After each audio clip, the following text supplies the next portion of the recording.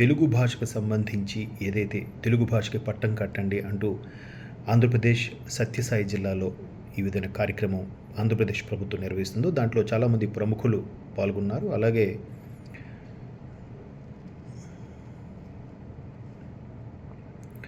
దాన్ని ముందుకు తీసుకెళ్ళడానికి ప్రయత్నాలు కూడా చేస్తున్నారు. దీంట్లో భాగంగా చాలామంది ప్రముఖులు తెలుగు భాష యొక్క గొప్పతనాన్ని, తెలుగు భాష యొక్క ఔన్నత్యాన్ని ముందుకు తీసుకెళ్లే విధంగా వాళ్ళు చాలా వరకు తోడ్పాటును అందిస్తూ, దోహదపడుతూ ఏ విధంగా ముందుకు తీసుకెళ్లాలో కూడా వక్తలు ఈ విధంగా వ్యాఖ్యానించారు. అందులో తెలుగు అనేసరికి ఎప్పుడూ ముందుండే ఒక ప్రధాన వ్యక్తి మన మాజీ ఉపరాష్ట్రపతి వెంకయ్యనాయుడు గారు. అలాగే మన మాజీ చీఫ్ జస్టిస్ రవి గారు కూడా ఇందులో ఈ కార్యక్రమంలో పాల్గొన్నారు. వాళ్ళ యొక్క అభిప్రాయాన్ని కూడా తెలియజేశారు.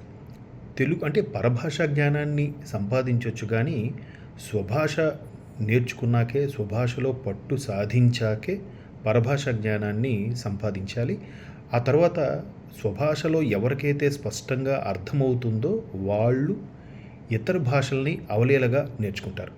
ఎంత అవలీలగా నేర్చుకుంటారు అంటే, ఏదైనా పుస్తకం చదువుతున్నప్పుడు పరభాష సంబంధించిన ఇంగ్లీష్ బుక్ కానీ, లేదంటే వేరే హిందీకి సంబంధించిన కానీ పరభాష స్పానిష్ లాంటి బుక్స్ చదువుతున్నప్పుడు దాని యొక్క కవి హృదయం, భావం కరెక్ట్గా రీచ్ అవ్వాలి అంటే ఖచ్చితంగా మాతృభాష మీద గ్రిప్పు ఉన్నవాడికే ఆ విధమైన అర్థం, భావం అనేది కన్వే అవుతుంది.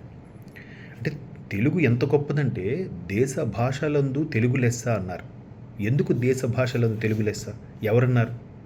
ది గ్రేట్ శ్రీకృష్ణదేవరాయలు గారు అన్నారు.